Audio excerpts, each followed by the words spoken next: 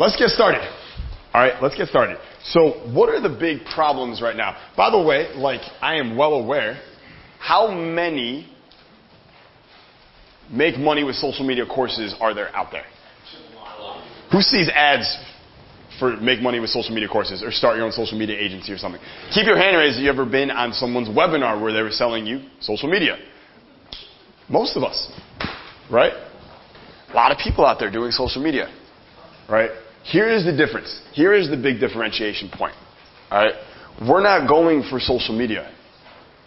We're going for Instagram, all right? If you knew that you as a business owner were like, yep, my daughter's on Instagram all day, my wife's on Instagram all day, people are on Instagram a lot, and this person here, they are a bona fide expert at Instagram, not social media, but fucking Instagram, and I want Instagram help, who am I going to hire? The social media generalist or the Instagram specialist? The Instagram specialist. You're going to position yourself as an Instagram, or the way I call it is an IG agent, right? Rolls off the tongue, doesn't it? It's cool. An IG agent. Right? You're an IG agent. Like, I need help with Instagram. Who you call?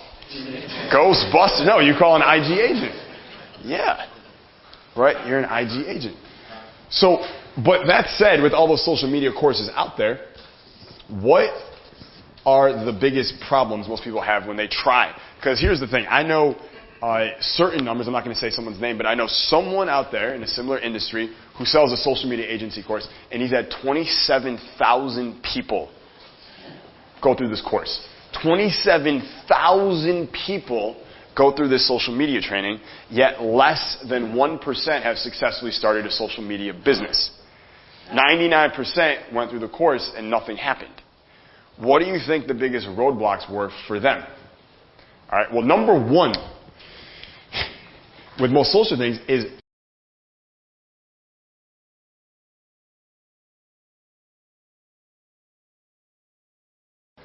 right. If you have no experience doing Facebook ads or ads in general, and then you watch like a few hours training on how to do ads, are you prepared to do ads? No. Raise your hand if you did this and you had a client and you would do ads for them and you didn't know how to do ads. Anyone in this situation? 1, 2. Someone new, right? You were in an environment. You didn't know how to do ads. No. Were you able to do ads? No. And here's the thing. State can help you with a lot of stuff. It can't teach you ads. Okay? You're not going to be like, yes, yes, yes, I know Facebook ads. This is amazing. Not going to work that way, okay? I wish. Not going to work that way. Right? To learn things, you have to do what? Practice and study. You have to learn shit. Right? Will you retain more information if you studied in a good state? Yes. Totally. Right?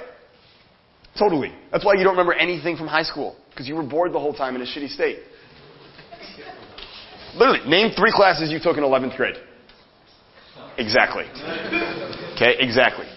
Exactly. Who here watches Game of Thrones? Name 3 characters from the Game of Thrones.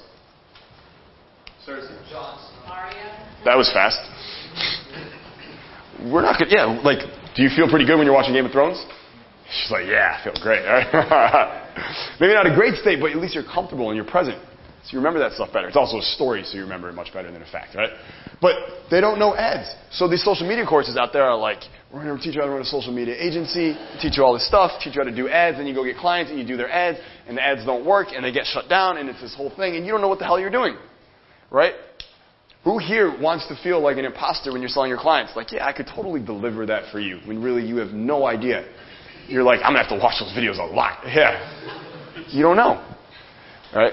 An IG agent doesn't do ads. An IG agent doesn't want to do ads. An IG agent doesn't offer ads to their clients. You want to know one of the biggest things about this? I know people in basically every online industry. From like smaller industries to the biggest ones. Where I live in Puerto Rico now, in the community where I live, it's a very, very expensive community to live in. All right, which means that to live there, you need to have some money. Right? And in this community, I'm surrounded by really a lot of wealth, an incredible environment because I feel poor and stupid most of the time there. It's amazing. Right? It's the best environment I could be in. Like, my neighbor, 4 doors down, he makes about $12 to $15 million a year with his online businesses. Net. All right? Check to see how much Steph Curry made last year. It's about the same. All right? And he's poor where I live. All right? There's someone else there. So he has a giant condo on the beach, but he also wanted a place in San Juan, which is the capital of Puerto Rico. So he bought a hotel. He bought a hotel, and he's the only one that lives there now. How insane is that? He bought the hotel. It's on the water. All right, he's like, this 5,000 square foot condo directly on my own private beach, it's not enough. I don't need a hotel room or a penthouse. I need a hotel. Yeah. Where do I set this ego? I need a hotel for this one. Yeah. So where I live, like, again, I know people in every industry, and some of these guys, they're mostly online marketers. One of them, he has a supplement website, he has a coaching company, he has a conservative website, which means he sells like conservative products, like one thing he did, which is really smart. I don't know where you are politically. This is not about politics. This is about marketing. But when Donald Trump was selling, do you guys see Donald Trump when he's doing that promotion for bricks? And he was saying, donate money, we'll send a brick to Nancy Pelosi's front door. Raise your hand if you saw that. Yeah, it's fucking hilarious, right?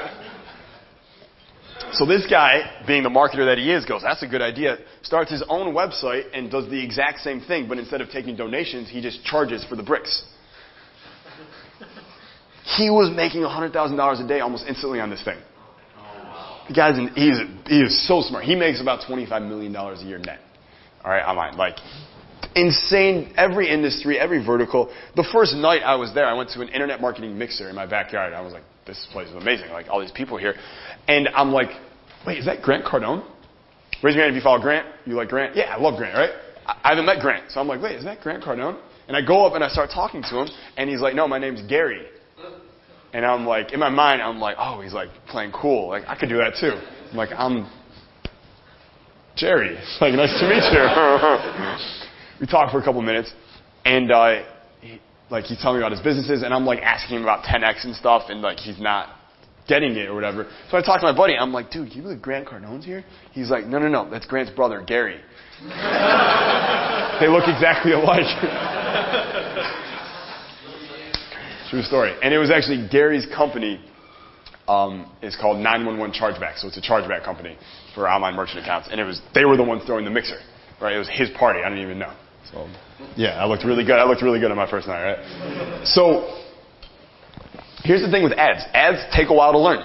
Who here is like really, you feel like you're really good at Facebook ads now, or just ads in general? 1, 2. About how long generally would you say it took you to feel really good about them? Almost a whole year, honestly. And how hard were you working during that year to learn them? Very hard. Very, very hard for a year. Like 6, 8, 10 hours a day, something like that? Yeah, something like that. Yes. Those of you guys know, obviously you guys know Wally. He was on stage at the summit. One of our top success stories in EIE. Incredibly hardworking. And I mean that, like 10, 12 hours a day, probably 7 days a week, right? Yeah, right? I mean, he's making 6 figures and more as an email expert and what he's doing with businesses, but a year working that hard to learn ads. What about you? Dude, I wouldn't say I'm that proficient yet, so that's the thing, it takes a lot. Like, I'm trying to learn from my friend who's an expert at it. So I think it's a little more expedited when you're learning with someone that's already good at it. Yep. But it's still, hours you have to practice. Incredibly complex. Yeah, it's not simple. Right? It's not simple. Now, I mean, you're thinking like, you might test like 8 times.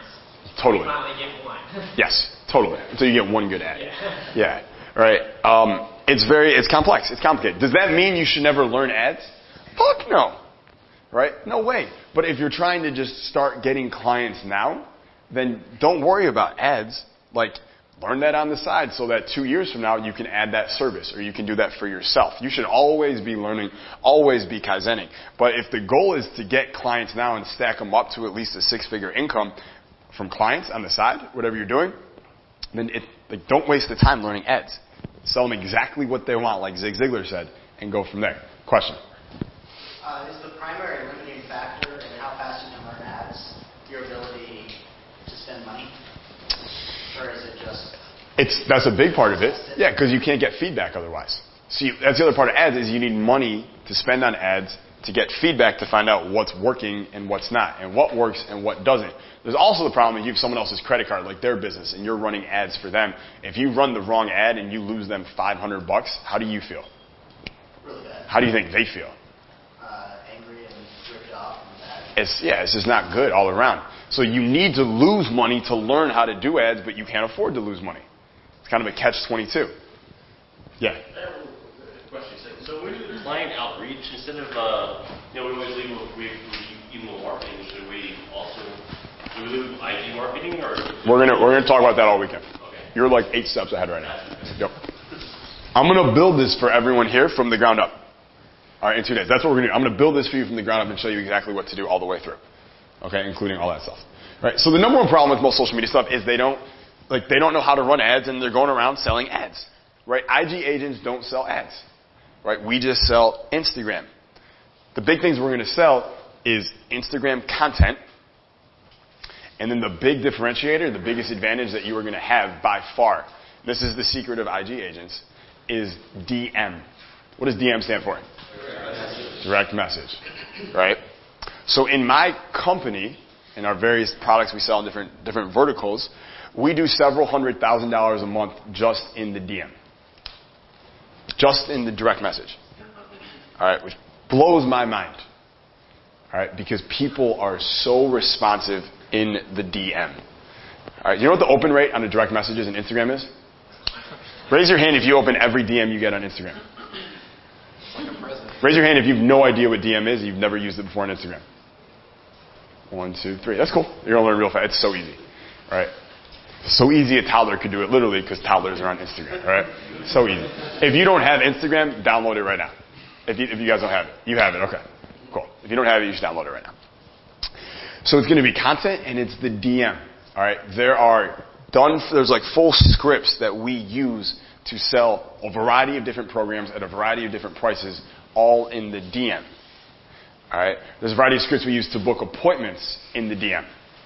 So when you go to an e-com store or an online store or an offline store, not only are you doing their content and branding their business for them with the content, but you are working the DMs for them, closing deals and clients and setting appointments, setting reservations, doing all kinds of stuff for them in the DM just on your phone. It's just it's so easy to do, right? And the close rates are just insane in direct message. I am astounded every day when I look at the reports at how much money there is in direct message. And no one is touching this. Everyone's still like, chatbots, Facebook. I know chatbots. I know you like them, right? But everyone's so big on these bots. And I'm telling you, DM is this wide open blue ocean no one's even looking at. Right? Like, who was it? Yeah, you thought I was talking to you, right, in the DM. Right? That's because I have one of my closers who's in the DM all day long. Right? And he's just closing deals left and right in the DM all day long. Right? Direct message. Okay, so that's problem number 1, is ads. Right? Problem number 2, most people try and do social media, is that they're not creative. They're not what? Creative. Yeah, they're not creative. To run ads for companies and stuff, do you have to create the ads? Yeah, you have to come up with these ads and these angles, and there's a lot that goes into it. There's a lot you have to be creative for. All right? And it can bog you down. It can be a lot. What I think is simpler is if there's just here's the types of stuff we post on Instagram, and here's a schedule for which I post it at for the client, and I can even set it up in advance. It becomes a lot easier. I don't have to be quite as creative. I can follow a framework. Does that make sense? Yeah. Everyone repeat after me. Framework. Say this. Framework before work. Framework before work. What that means is, let's say I am teaching a 2-day workshop. Okay? I will not just map out the 2-day workshop first. I will have a framework for all 2-day workshops I could ever do. It will look like this. Right? The way my frameworks are, they look for a workshop, they look like this. Right? If this is day 1, it kind of looks like that. And I know what kind of stuff I do here, what kind of stuff goes here, what kind of stuff goes here, what kind of stuff goes here, and what kind of stuff goes here for everyone in attendance to get the absolute most out of the workshop. Right? So I have a framework first, and then no matter what workshop I'm teaching, all I have to do is just fill in the boxes. Does that make sense? Yeah. right? Instead of having to create this from scratch every single time. I have frameworks for everything that I do, right? So when it comes to creating content, you don't want to have to sit there and be like, well, what picture do I post? What caption do I write today? You want a framework for all this stuff. So no matter who your client is, no matter what you're doing, whether it's your business or someone else's, there's just a framework that you follow, and all of a sudden it makes not being creative not so big a deal anymore. Frameworks make you look creative when you're not. That's the best way I can put it. All right, and they deliver the results that a creative person would deliver without having to actually exert all that will to be creative. And creativity, by the way, is kind of a myth. Right, it's kind of a myth. Like, people are like, Beethoven is really creative. No, he played piano every day for like 14 hours for like decades. Right? That's not creative. That's called hard work. Who's someone you think is really creative? Maybe in pop culture or just in culture that you think of. When I say someone creative, who do you think of? Kanye West. All right? Yeah, Kanye West. What did he talk about in that old song? Like doing three tracks a day every day for the entire summer or something. The point is, that guy, you know how hard Kanye works? Before he made it big, you know how hard he worked? Yeah, 12 hours a day in the studio, going through records, making beat after beat after beat after beat after beat, perfecting his craft. That's not creative, that's hard work. Dave, what were you going to say? Who were you going to say? Will Smith. Will Smith. Very creative guy. You think it's just like natural? He works his ass off. He talks about running on a treadmill. Yeah, he's got that great video, right? We're talking about, I will die on a treadmill. He goes, the only difference between me and you is we'll both get on the treadmill, and you will not outrun me. I will die on that treadmill. Does that sound like a lazy person? That's not fucking creative. That's just hard work. Right? So creativity is not even a real thing. Right? It's like, you work really hard, you develop an intuition about this stuff, and then it can look creative to other people. But the creativity is just a byproduct of how hard you work to get there in the first place. Yes? You were talking about framework, and you mentioned Beethoven. Since I'm a musician, I have some perspective on that. Everything you said is exactly right for music. Like, most people who are not musicians, they look at like a piece of music that doesn't sound very creative, but it actually was created based on a formula, based on a framework. When you understand how elements of music work together, you can piece it together and crank out music really fast. Really fast, yeah. But you have to do the work first. Right. Yes, framework before work. So the second problem is they're not creative. And then the third problem is they don't know how to create content that sells. Right? If you're working with a business, you're working with a company, and they want you to brand their business on Instagram with pictures, captions, maybe stories, things like that. Right? They're expecting that you're going to produce the types of content that will actually drive more customers to their business, or create more interest or more buzz around their offers or their website, or whatever it is. Does that make sense? Yes? Yes. Right. Now, how are you going to do that if you don't know how to create content that actually sells? Do you guys realize there's like content and then there's content that sells? They're really, really different. You want to know the big difference? Content teaches stuff. Content that sells teaches people what they should want. Content that sells teaches people what to want. Normal content just teaches people. See some eyes there. Like, wow. It's a big difference. Say that again? Yes. Normal content teaches people. Content that sells teaches people what to want. There's a big difference there. Content for a restaurant would be like, here's how to make a cheeseburger. Step 1, it's a recipe. Step 2, step 3, step 4, right? Content that teaches people what to want is a picture of 2 attractive people eating 2 delicious cheeseburgers with a really engaging, entertaining caption. Does that make sense? Yeah. Most people, when they're like, oh, I need to create content, they do the how-to. That's not what works. It's not what sells. What to do, what not to do. That's the type of stuff that sells. That's what teaches people what to want, what not to want. Does that make sense? Yeah. Okay. So those are the 3 biggest issues that most of these social media stuff has. And a lot of these people who don't succeed with these social media courses, that's the big issue. Right? Is state also an issue? Yeah, of course. Right? It would be ridiculous of me to say those are the only 3 reasons why. Is the person who went through the course and then didn't take any action on it, are they partially responsible also? Yeah, they're totally responsible. Right? They're totally responsible. But that's a hiccup also. right? That's going to be an obstacle also. These three things right here. So what I want you to do is let's stand up real quick, talk to your partner, your neighbor next to you, and just talk about what we just talked about here. What was insightful about what we've gone over so far for you? What has been the insight for you? Just discuss that with your neighbor real quick. What are you thinking about? Let's get back to our seats. 1, 2, 3. 1, 2, 3. 1, 2, 3. 1, 2, 3. 1, 2, 3. All right. So what did you discuss that was interesting with your neighbor? Or what did they say to you that you found interesting yourself? Let's get a couple shares.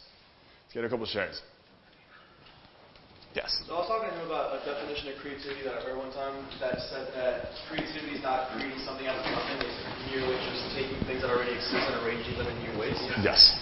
And so when he brought up Eminem, he has really badass songs. I was like, well, yeah, that makes sense because he's just taking a bunch of different shit that already exists and putting them together in different ways until he finds a couple that really, really fit. Totally. In fact, every thought you've ever had was not an original thought. Someone else thought that before you. You guys realize every single thing has already been thought. Like maybe has never been thought. It's possible. But there may have been some dude in like a cave somewhere 8,000 years ago who was like having the same conversation, right? And he was teaching like email income experts in the cave. And he's making a point and he was like, hold up. I don't know. Right? But for the most part, every thought has already been thought. That wasn't your thought. Right? It wasn't creative. Right? Creative is more about connecting to existing ideas, not coming up. Like, from scratch is not true. There is no scratch. Right? We're all pulling from each other all the time. What else? Yeah. I was talking to him about the last one, what he wants to know. I was talking about FOMO. FOMO, like, it's really powerful if you know how to use it. I was telling him an example. Like, let's say, like, next year, Hashtag Summit, right? Let's say before the summit, for some reason, I really hope this happens, but for some reason, like, he gets into a coma, let's say, let's say. And then he wakes up from the coma and he looks at your feed and he sees all the people getting live in the high status summit. He's like, damn, I missed out on this. Like, it's really painful for me. So it's like, if you know how to use that kind of idea of you missed out on this, you missed out on all this value, yes. then you're going to feel like a pain inside you. Yeah, however, like when you're marketing online, one of the best motivators to get the audience or the people watching or reading to take an action is to give them FOMO, right? FOMO stands for the fear of missing out, to make them feel like they have missed out. If they feel that you're doing it intentionally, like manipulatively, then it won't work because they're not focused on what they're missing out on. They're focused on the fact that you're a dick, right? So it needs to be like subtle. So for instance, during the Power Speaker Academy, in fact, here's another subtle. When I mentioned the Power Speaker Academy, and I taught it the last 2 days here, and I talked to the people like, Eric, how great was Power Speaker Academy? Fantastic. It was amazing, right? Now everyone feels left out. Right? That's just a really subtle. I'm not like doing that on purpose, but I'm aware that's going to happen. Right? If I go live on Facebook from this event, and I talk to all the other EIEs who aren't here, and we're all having a great time, what are they feeling at home? FOMO. Right? So do you want to create FOMO when you're positioning your client stuff in emails or Instagram and stuff like that? Totally. Right? You want to use FOMO. Good. One more. Yes. I was talking about how at first I was a little disappointed that you said that the income email was kind of dying, but I'm glad that you brought it up and told us about Instagram and the way we can benefit from that. And that we can still use emails to make money. Totally. But incompatibility, together with Instagram. Yeah. I was just talking about how I see a potential client for the emails, right? Like I get their emails so much, I hate them so much. They move so much. They're misspelled. They're copied and pasted every day. It's so annoying. And I think that the email skill, the copywriting skill, could really help them out a lot more. Totally. Yeah. Yeah. Again, like email is slowly dying, but it's not going anywhere. Like it literally can't. Like the structure of our society and business is built on it, right? So, yeah, it's not going anywhere. But like, I mean, how would you feel if I went ostrich in the sand and I was like, nope, email is great. There's nothing else you need to learn. I would be doing everyone here a fucking disservice, wouldn't I? Yeah, my job is to keep equipping you with the skills that I know you're going to need. Right? And Instagram is, at least for the next 3 years, it's going to be Instagram. Like, it's going to be Instagram. After that, I mean, 10 years from now, Instagram could still be number one. I don't know, but it's also possible that another new social media platform will come up. 3 years from now, 5 years from now, 7 years from now, I don't know. When that happens, you know what I'll do? I'm going to be like, fuck. I don't want to change. I'm just staying with Instagram. Fuck this new stuff. I'm just going to... No! Right? No! I'm joking. Alright? When the new one comes out, I'm going to adapt. Right? It is the most natural thing as a human for you not to want to change. Right? That's why we all suck at training our state. Because once you're in a certain state, you don't want to change that state. We don't like to change. For instance, everyone stand up right now. Okay, good. Sit down. All right, stand back up one more time. Okay, sit down. See? Stand up one last time. All right, sit down. Who here, by even the second time, you were like, I don't want to fucking stand up again. I just want to stay seated. Yeah, you don't want to change at all. That wasn't even pack your suitcases, move across. That was stand up. I didn't say get into U-Haul and move to Tampa. I just, literally, this was, too much for you. And then when I did it again, I'm now an asshole because I had you stand up a second time. Right? How excruciating. We don't like to change. We're like, no, I know how it works. I don't want to have to learn. I don't want to have to adapt. That's how you become Blockbuster and Barnes & Noble and Sears and Kmart. Look at all these giant companies. Gone. Just gone. Because they did not adapt. There's an amazing book. I'm going to make book recommendations all weekend long. Amazing book everyone should read. If you haven't read it already, it's called The Everything Store. It is the biography of Jeff Bezos, the founder of Amazon, who might still be the richest man in the world. He just got divorced, so his wife she may have just become the richest person in the world. I don't know. He's fourth now? She's fourth. Yeah, in the women's side. She's fourth. She became the fourth richest woman overnight. Yeah. Dude, who said divorce can't be profitable? All right? My new program, Divorce Income Experts, all right? Teaching my marketing skills and my dating skills. We're going to put them together, all right? How to marry rich for the smallest amount of time you have to and then get divorced. Become even richer. Divorce Income Experts. Get a celebrity testimonial from Jeff Bezos' wife. Program works for me. Oh, man. Okay. Cool. All right, so let's give everyone some love. Everyone who commented. I'm supposed to do that one by one. I forgot. Let's give them all some love at the same time. 1, 2, 3. Thank you. All right, so what I want to start with is kind of a dichotomy. I want to make a quick comparison to everyone. If you can just draw something like this in your journal.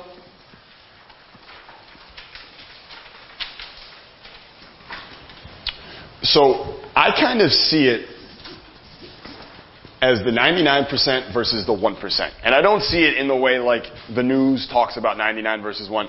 And I don't think it has anything to do with a silver spoon or being born into the lucky sperm club. When I say 99 versus 1%, I am referring to attitude.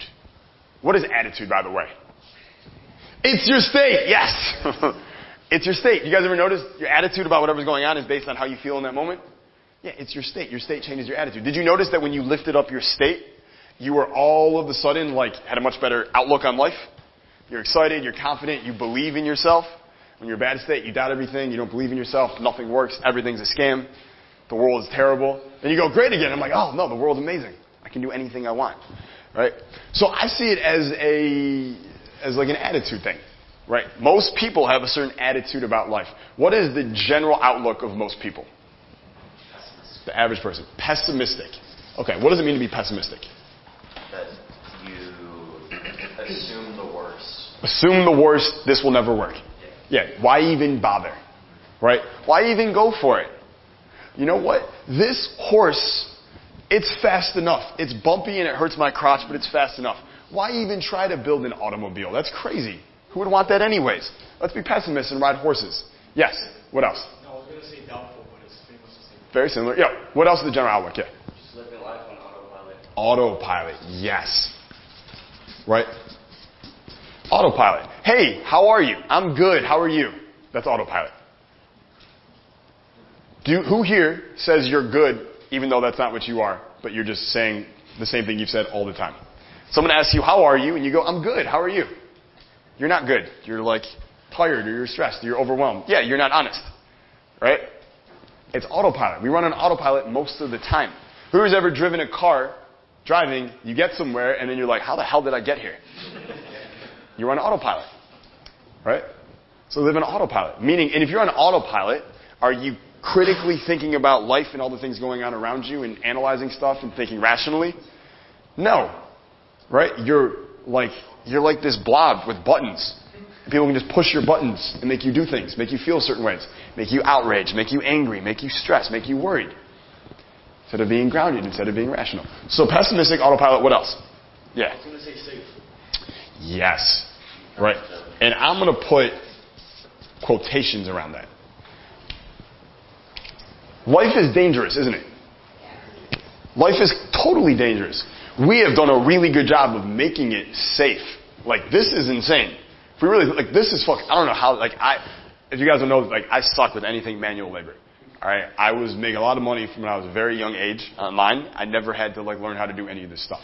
That's a wall. I know that's a wall. Alright? That is the extent of, my builder's knowledge. What is behind that wall? I have no fucking idea. I assume it's, some pipes or steel, some cushion. I don't fucking know. How does this thing work? I have no idea. I am amazed by it all. Alright?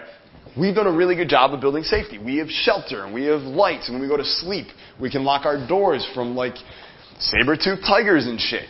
Right? We've done a really, really good job, but life isn't actually safe. It fools us into thinking life is safe. There is nothing safe about life. Right? There is nothing safe about life. Is go to college, get a good degree, and get a good job. Is that a safe route? No. No, it's not a safe route. Why? Why is it not a safe route? If you work for someone else, how quickly can you get fired? Who here has ever worked for someone else? Keep your hand raised if you were ever worried that you were going to lose your job. Right, so what's safe about that? That doesn't sound safe. That sounds miserable. You spend all day trying not to lose your job. Spend all day trying not to, piss off someone or get caught doing something you shouldn't because someone would yell at you and take away your source of income for yourself and for others. That's not safe. That's miserable.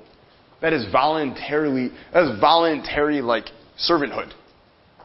That's not safe. That's a myth. But they think that it is safe. That's a safe route. It's not safe. You know what it's safe for? It is safe that you will hate it. Alright? It's a pretty safe bet you will hate it if you kind of go that route. That's just my belief. I'm not saying if someone has a normal job and they work 9 to 5 and that's their life, I'm not saying they're bad. I'm not saying I'm better. I might be worse. I don't base people on how much money they make. That doesn't matter to me. What matters is someone is doing and living their life the way that they want to do it. And if you don't want to have to live on someone else's schedule, wake up with an alarm clock every day, be stuck in rush hour traffic, look at your paycheck that you get from someone else and go, I fucking deserve more money than this. If you don't want that and you do that, then I am disappointed in you. Because you are not living up to the way that you should be living. You're not living up to your potential. Does that make sense? Yes or no? Yes. Right? Yeah. Okay. So pessimistic, autopilot, they play it safe. What else? Let's get one more. Yeah. Victim. Yes. Every day I say it. Yes. Victim.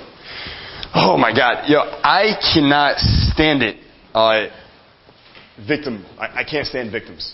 All right. I can't. We're going to talk about this. It's I can't stand it. When I see someone helpless, I can't do it. It's too hard. Right? It won't work for me. Someone's like, it will never work for me. I can't do it. How big of a victim can you possibly be in that moment? Fucking learn how to do it. Get the skills. Read the books. Make a study of what you have to study. Do what you have to do. But don't tell me you can't do it. Say, I'm choosing not to do it. Stop being a victim. It's not you can't do it. You are choosing not to do it. And that's okay if that's what you want. But to say, I can't do it, that's a lie. Right? Raise your hand if you know some victims. Yeah. How can you spot a victim? Right? How? They complain a lot. They complain and they whine, right? It's so hard. I can't do it. They're easily distracted, right? Here's the thing, right? They're incredible excuse makers, right? They're really, really good at coming up with excuses. And I'm like, if you're going to put so much energy into it and you're clearly creative, because I would have never come up with that excuse, why not channel that energy into something better? Like helping people or something, or doing better for yourself. And they're like, no, that sounds hard. That's the whole point. Right? So victims. All right? So pessimistic, autopilot, safe, victim, that is most people. How would you describe people who are living attitude-wise in the top 1%? Yeah. Ambitious. Cool. What else? Ambitious, optimistic, yes. Carefree. Are they carefree? I don't know that they're carefree. I'd like them to be. Most aren't. Yeah. Leaders. They're leaders. Yes. How do you become a leader? Set the example. You set the example. Do you lead yourself first? Yeah. Is anyone going to follow you if you're not following yourself? No. Problem is, most people here, what are they always looking to do? They're looking for someone to follow. All right. Most people, the 99% are walking around with their umbilical cord here looking for someone to plug it into. Still, right? Oh, this person looks confident. Tell me what to do. Tell me where to go. That's most people. I don't know what to do. I don't know where to go. It won't work. It's a scam. I can't afford it. No, it's not good. I need to go home. Just make some ramen noodles and watch Netflix. Like, if you want to do that. But, like, don't say you can't, because you can. Right? Because you can. So, yeah, leaders. What else? Focused. They're focused, yes. Right? My friend Sharon, he has a great term for this. He calls it singularity of focus. Right? Singularity of focus. Which means one focus. One focus. Right now, in one of my companies, we have one target that we are aiming for in Q2 2019. That means this quarter, next 90 days. We have a meeting every morning on Zoom at 8 a.m. with about 5 of us who are working on the project, and we talk about it every single morning, even on Saturdays, right? Even on Sundays. Do you think we're going to hit that target 90 days from now? Yeah. Right? Because we have one focus. There was a mistake we used to make, which is we go into a quarter and we'd have like 4 or 5 things we're trying to do. Right? And we'd do really good on all of them, but we would never hit the target on all of them. We'd get close. Right? Singularity of focus. Sharon, he took over a real estate company in Orange County, California, about 6 years ago. They were doing $300 million a year in revenue as a real estate company, which sounds like a lot of money, but you have to understand they're selling luxury homes in Southern California, like $4, $8 million homes. So that's not that many homes, but it adds up. It's a lot of money being interchanged. And he took that company from $300 million to $3.4 billion in 5 years. He 10x'd the entire company in 5 years. That is really, really impressive. How? Because as a company for 5 years, they had one focus the whole time. 10x. That was it. Every meeting, every everything was about, will this move us closer to hitting $3 billion 5 years from now? Because he said that was the only way it made sense. Like, the only way the numbers made sense was if they hit $3 billion. Otherwise, it wasn't motivating to him. So they had to do it. And they did. Right? Singularity of focus. Now, how many of us in this room don't have singularity of focus right now? Raise your hand. All right? It's not going to happen until we get that singularity of focus, where we truly, like, and here's the thing. When you meet someone who lives in that 1% and they are totally focused, they have definiteness of purpose. Can you, like, smell it on them? You guys ever meet someone and they have that look in their eyes and they know exactly what they want, they know exactly what they're going for, and you're like, fuck, that person's going places. Raise your hand if you ever met someone like that. Yeah. Raise your hand if you want to be that person. Do you know how? State and a purpose. Right? Like a singularity of focus.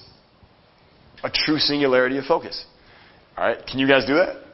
Yeah. Right? I call this 99%. The other name I have is to put MM. To me, it's the mediocre majority. Right? It's like the mediocre majority versus the leaders. And I also truly believe that the only way, like, I'm not looking at these people here, again, I'm not looking down on them. I'm not being like, enjoy your Toyota Camry or whatever, like, because there's nothing wrong with any of that stuff, right? Jeff Bezos drove a Toyota Camry as a billionaire. All right? There's nothing wrong with that. I am saying I can't reach any of these people until I reach myself first. Until I do it for myself first. You realize that, who here has friends that you feel are, in this area, and you try and get them to start thinking like this, and they don't listen to you? Raise your hand. This morning. What's that? This morning. This morning. Okay? Hands down. Do you realize that when you start getting real success, visible success to them, and then you have those same conversations with them, they will listen to you? Yeah. Sean, have you experienced this yourself now? Yeah. My parents didn't believe in me. Right? They didn't believe in me. And then they saw I had a mansion in LA and a Porsche when I was 25, and they said,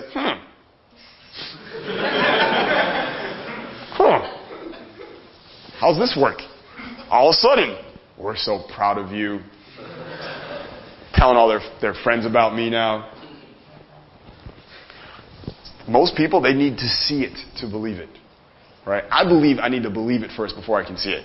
Right? Most people think seeing is believing. I believe believing is seeing. I'm going to believe it first. I'm going to will it into existence.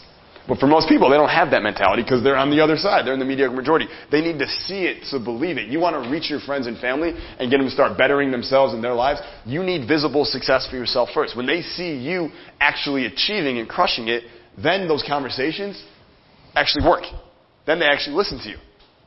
Because you have credibility. Say that word? Credibility. Credibility is so key. We're going to talk about this later today and tomorrow, especially when it comes to growing your business, right? We need to build our own credibility in the eyes of our prospects and our clients. If we don't have credibility, like your friends, they won't listen to you. You go, Jason, I don't have any credibility. I have no track record. How am I supposed to be? There's more than one way to become credible than just saying, look at the other clients I've gotten results for. Lots of ways to do it. In fact, you know what speaks louder than success stories of clients? How you're showing up. Your state. Your status. Are you walking tall, shoulders back, that look in your eyes, that definiteness of purpose? Do you look and sound like $1 million? And you'll get $1 million. Right? People buy into you as much as they buy into what you're offering, if not much, much more. Okay? So, this is 99% versus the 1%. So, can you do me a huge favor? Yeah. Can you rip this off and put that on the wall next to it? Thank you. Can you give him some love real quick? 1, 2, 3. Thank you. Easy with it. Gentle. Yeah.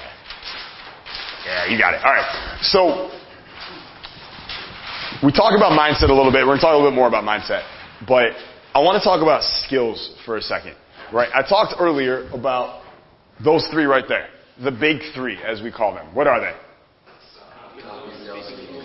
Copy, closing, and speaking. Right? Draw one more time. You should have this on every page of your journal. It should be like your logo, okay? Copy, closing, speaking. Okay? To succeed as an email income expert, to succeed as an IG agent, to succeed in any area of your business life, if you can only master these three skills, all the treasures will be unlocked for you. The whole thing will change for you. And in fact, you don't even have to master them to start seeing results. In my experience, if you can get to just a 6 out of 10 at these, you're making 6 figures. If you can get to a 7 out of 10 at these things, you're making 7 figures. Do I need to keep going? Okay? And in fact, you don't even need to get that good at them. You just need to get a little bit better than the average person out there. Right? It's like you have a bear chasing you. You don't need to outrun the bear. You just need to outrun the guy next to you. That's it. All right? These 3 skills, they are the rising tide. They raise all the ships. You get good at these 3 skills and you are state. Clients are easy. Coming up with what to post, what to do, what to say. It's all easy from there. All right? These events are they're easy for me. I love doing these. I do these all the time for different people in different groups. All right? My planning is 3 pages of notes for 16 hours. How? Because of these 3 skills. I know what to say. I know how to do this. Right? I could go into any business around here right now. I could probably get a bunch of clients today. Just walking in cold. Why? Copy, closing, speaking. And my state. My default setting. That's it. I was not born this way. I had to work my ass off for this. You will have to work hard too. By the way, do most people in the 99%, do they want to work hard? No. Right? Just so you guys don't think I'm like picking fun at anyone, I'll tell you the story first. When I was 13, I wanted a six-pack. Who here when you were in high school were like, I really want a six-pack? Yeah, we all did, right? Six-pack meant like, oh, you're going to be the king. Isn't it funny, like, if you get certain ridges in your stomach, all of a sudden you think your life's, like, way better. Yeah. Right? It doesn't make any sense. But that's what I thought. And you know what I did? I don't want to work that hard for it. I don't want to have to, like, stop eating gummy bears and stuff, because I like those. So I saw an infomercial, and it was something called the ab roller. Anyone here ever order an ab roller? 1, 2. Okay. Right? And I thought an ab roller was getting me, it's this little wheel. You go on your knees, and you just roll out, and then you come back. And you roll out and you come back. And I did it like 4 times, and I was like, that's really fucking hard. I was like, that's hard. And then I never used it. Okay? That was it. Right? In that moment, when I ordered that ab roller, more importantly, I begged my parents for like weeks to order that ab roller, I was living in that 99% mentality. I didn't want to do the work. I just wanted it to be easy. I wanted a simple, easy, magic pill type solution. The same way like when Jorge ordered the shake weight. Right? I used it like 4 times. Like 4 times. Were you hoping like maybe I won't have to go to the gym, I can just do this? Yeah. Right? It's like what you see now, like when people are selling their courses, the people that don't get the results, they just buy it because they think it's easy. A lot of them even think buying the course is the achievement. They think buying the course, that's the success. Like, I bought it, and they're like high-fiving, yep, did it. Mom, I made it. No, you just started. Right? Yeah, it's a whole new thing. So, and the hard part about this is, when we're selling stuff online, like when you're selling products, when you're selling people in person, what are you supposed to make your product or service seem like?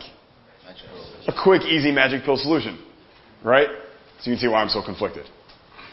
Right? That's how you're supposed to make it seem. So even when you're selling to like a business owner, like maybe you don't say it, but you're supposed to somehow imply and create conditions that like, yep, it's going to be totally hands off for you. I'm going to take care of everything, and the customers will just come rolling in. Right? Is it ever quite that simple? No. Right? But that's how it is. Right? So something to keep in mind there. Right? So we master these 3 skills: copy, closing, speaking. These are what we call high income skills. Right? High income skills. And these are the big 3. Okay? Would you guys say I'm pretty good at copy? Yeah. Would you say I'm pretty good at closing? Yeah. You say I'm pretty good at speaking? Yeah. Cool. Who else do you think is really... How about Steve Jobs? All right? Do you think Steve Jobs was really good with his words? Yeah. Do you think he was really good at selling stuff? Yeah. Do you think he was really good at speaking? Huh. Was he really rich? Yeah. He was. Right? Love him or hate him. Do you think Donald Trump is really good with his words? Do you think he's really good at selling? Yes. Do you think he's really good at speaking? Yes. Is he really rich? Yes. Yeah, love him or hate him, let's just be real here. All right? Owns a lot of real estate in New York City, including some of the biggest buildings there. Not a TV star at all, but decides to do reality TV, then becomes the #1 reality TV star in the world. Then decides he's going to become president of the United States. Does that, and his wife is the hottest first lady of all time. Like, listen, there's people I dislike, but I can respect it when I'm like, that person achieved something, right? Good at all these skills. In fact, who is someone that, besides Jasoncapital, that you really look up to, or you learn a lot from? Yeah. Andy Frisella. Who else here follows Andy Frisella on Instagram? One other. Interesting. Yeah, Andy's cool. Dan Pena. Okay, Dan Pena. Who here knows Dan Pena? Yeah, cool. More audience knows. Dan Pena, is he good with his words? Is he good at selling? Is he good at speaking? Is he really rich? Okay. Who else? Yeah. Dan Locke. Raise your hand if you also follow Dan Locke. Yeah, I love Dan. Good friend of mine. Is Dan good with his words? Is Dan good at selling? Is Dan good at speaking? Is he really rich? Who else? Yeah. Brian Rose. Raise your hand if you follow Brian Rose. You know Brian Rose. 1, 2. Not enough of you. Name someone else. Oprah. Okay. Oprah. Is she good with her words? Is she good with her words? She's got one name.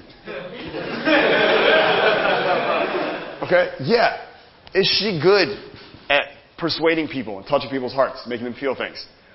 Yes. Is she good at speaking? Is she really rich? Okay, one more. Keep going. Yeah. Billie Jean? Billie Jean. Raise your hand if you know Billie Jean. All right, cool. Good amount of you. Yeah. Billy's a cool guy, right? Is Billy good with his words?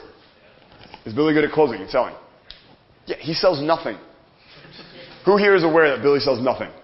Yeah, he's got an offer where he goes, this is nothing. You're paying for nothing. And people buy it. He posts like screenshots of receipts. The reason he does it, he wants to prove that like it's not necessarily what you're selling, it's how you sell it that really matters. Say like, listen, I could sell anything. I could sell fucking nothing. And he's actually selling nothing now. Why do people buy it? Because they're like, that's so fucking bold. The audacity. I kind of like it. You know what? Fuck it. I support this. I'll give this guy money. Because he understands the emotions and the selling, the psychology of selling, right? Is he good at speaking? Is he wealthy? Do you guys want to keep going? I mean, we could literally go all day at this. In fact, think of someone maybe that like everyone else doesn't know, but you know that's really wealthy. Someone you know that's really wealthy. Don't say it. Just think about them. All right? And super successful.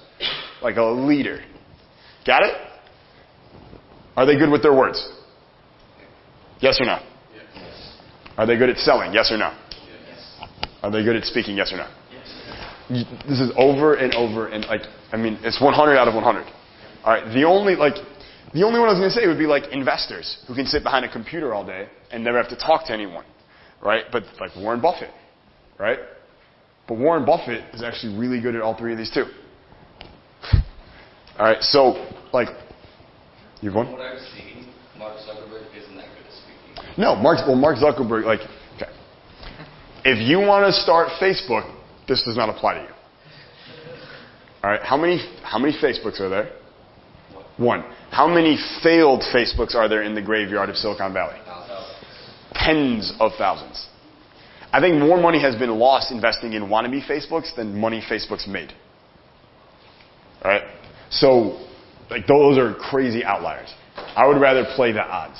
And the odds are, if you get good at these three and you commit like a lifelong skill, I'm telling you, like, the commitment has to be to my state and to these three high-income skills. Total commitment to them, everything will change for you. Everything will change for you. Can you guys commit to that, yes or no? Yes. Yes. Okay. All right, so when it comes to commitment, the last thing I'll say is this, before we get on to the next thing here, is that word, which I say every 1 to 2 minutes, Kaizen, right?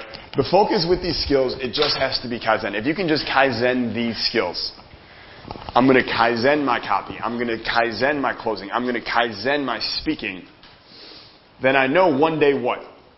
I'll be great at them. And one day soon, I'll be pretty good at them. And even by next month, I'll be better at them. And the better I get at them, the better I get at producing income for myself, at getting deals, at getting clients, at growing my business, at crushing my competitors. Okay? We have to Kaizen it. All right? So the story I always tell about Kaizen is like when I was 13, I decided I was going to play college basketball. Anyone here play basketball? Yeah, a few of you? Okay. So those of you who play basketball know that if you shoot a basketball from down here, like, so you catch it and your shot goes like, I can still do it because I used to do it. Your shot is like this. Are you going to get blocked a lot? Yes. Why? Because you bring the ball way down before you shoot. If someone's playing defense right here and I have the ball here, what's their hand going to do? It's going to block, right? So it worked when I was playing with like 8-year-olds, right? But now, Jason, you're in high school now. You're going to play college basketball. You're going to need to change your shot and shoot from catch and shoot from above your head like that. I had put over 10,000 hours practicing shooting from down here. Is that a lot of muscle memory, yes or no? Yeah, tons. And my dad was like, yo, you're going to have to change your shot. You're not going to make it in high school. Those guys will kill you. Right? You're going to get beaten up. You're not going to be able to shoot. You're not going to get cut. Like, it's not going to work. So he was like, I'll help you if you want. And I was like, yes, let's do it. All right. And the first day we go out in the gym, we're practicing, and I now have to take the ball, and every ounce of my being is telling me to do the same pattern I've done my whole life before I shoot. All right? But now he's there, and we're changing the shot, and I have to get it, and it feels so awkward, and it feels so weird, and I have to just go straight above my head, and I have to shoot. Right? And I'm missing every shot. I'm used to making most of my shots. I'm missing every shot. My friends are playing in other hoops. They're watching me. They're like, dude, what happened to your shot? Like, you suck now. What happened? Right? They're like making fun of me. At the same time, my dad's like, don't worry about them. Just focus, just keep doing it. Right? And we did this over and over and over. And I wanted to give up so many times and just go back. And you guys ever play that game with yourself when you're trying to change something, but it gets hard? So you start negotiating with yourself? Right? And I'm like, you know what? Maybe I won't shoot. I'll just be a good defender. Right? I don't have to change my shot that way. Right? Or maybe I'll just become a really good passer. I'll never shoot. I'll fake a shot, and then I'll go by people, and then I'll kick it out. Right? Just negotiating all these ways. I'll make it work. I don't have to change. Till eventually you have to hit the point of no return. That's where you cut off the possibility of going back. Right? That's what the word decision means, by the way. Decision, literally, if you go back to the Latin root, it means to cut off, like an incision. It means to cut off the possibility of anything else. And there came a point, 2 or 3 weeks into this training, where I stopped negotiating with myself. And I cut off the possibility of going back. And I was like, I will do this or I will die. Right? And so I started going, and I started getting better at it. And better, and just practicing. And by the end of the summer, now I was able to shoot just straight up. Right? And my shot was I was making more shots now than I was before, with the better jump shot. Right? I Kaizened that shot. Right? And then I went to the basketball team, and I made the team, and I was the best shooter on the team that first season. Right? By the end of my high school career, I was one of the best shooters in the entire state of Michigan. All right? My claim to fame is in practice once I hit 51 three-pointers in a row. 51. It's from high school distance, not NBA. So it was 18 feet away instead of 21. Still pretty good though. Right? 51. So we have to Kaizen this. And that taught me back then that Kaizen is everything. It's just that commitment. I'm just going to get a little bit better each day. Right? How hard would it have been if I had gone home from the gym that first day and it's like really hard and I can't do the shot and I'm just like, Mom, this sucks. Like this will never work. Right? I just give up. No. It's a Kaizen mentality. I'll just get a little bit better at this. You know what? Today, I start looking for small wins. Today, I missed like 98% of my shots instead of 99. That's a win. I got a little bit better. And I'm going to do that again and again and again and again and again. Kaizen, Kaizen, Kaizen, Kaizen, Kaizen. Before you know it, I'm there. All right? With your skills, if you just get a little bit better every single day, just a little bit, that's all you got to do. The rest will take care of itself. All right? Ben Franklin said, little strokes fell great oaks. What did he mean by that? Kaizen. All right? That is exactly what he meant. There's a great clip on YouTube of Will Smith. Right? I want everyone just to watch this later. You're going to type Will Smith brick. And watch the clip. It's an interview with Will Smith, and he is talking about how when he was a kid in Philadelphia, he was working with his dad. His dad owned the shop, and they had to rebuild the wall for his dad's shop that summer. His dad wanted a new wall, so him and his brothers had to rebuild this wall. And it was really hard. And he said, what I learned in that summer is you don't build a new wall in a single day. You lay one brick down perfectly that first day. Then you come back the next day and you lay down one more brick perfectly again. And then another one again. And you do that every single day. And by the end of the summer, what do you have? A brand new wall. Right? And he said, I apply that to every area of my life. With my acting and my businesses and my philanthropy, everything. I just lay one brick perfectly each day. That is my process. That is how I think about it. And if you think about it the same way, there is no reason you cannot do this too. All right? Question? What's the difference between that and perfectionism? So, Kaizen recognizes I will never be perfect. Like, I want you guys to know, I'm not fucking perfect. I will never be perfect. What the fuck is perfect anyways? It doesn't even mean anything. It is purely subjective anyways. Right? Perfect doesn't exist. I will aim for perfection, be satisfied with whatever I get. Right? I will just focus on getting a little bit better every single day. That's it. There is no perfect. Like, I will, by the time I die, I will still not be perfect at any of this stuff, but I'll be really, really good. Does that make sense? I don't expect to ever hit perfect. Perfect is the enemy of execution. Right? Because you think, why should I even try? It's not going to be good enough. Right? There is no good enough. This, like, Kaizen takes away that idea of what's good enough and what's not. I'm just going to do a little bit each day. I'm just going to get a little bit better each day.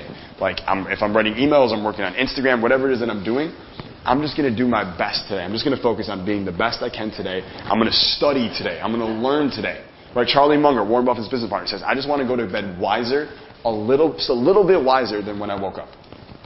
That's Kaizen. That's it. Question, yeah. It's like chasing your shadow. Like you're never going to get to your shadow, but you're always going to be chasing it. I hope not. Yeah, it's like Peter Pan. I don't want to chase my shadow. But yeah, I know what you mean. Yeah, perfection is a unicorn. It doesn't exist. Yeah. Yes. Just kind of apply that, but it's kind of an incorrect saying. Practice makes what? Right. Everyone says perfect. Yeah. Perfect doesn't exist. Practice makes improvement. Yes. That's exactly right. Yeah, that's exactly right. Yeah. Like, and again, like you think about those stupid scripts that were beaten to our head when we were younger, like practice makes perfect. Doesn't exist. Or how about good things come to those who? Bullshit. You'll be waiting forever. Yeah, you will literally be waiting to the end of your days. No, good things come to those who take action. Right? Who take action. So, here's what I want you to do. All right? I want you to stand up and just rap with your partner for a couple minutes. What was insightful about this for you? How is this going to affect you starting now?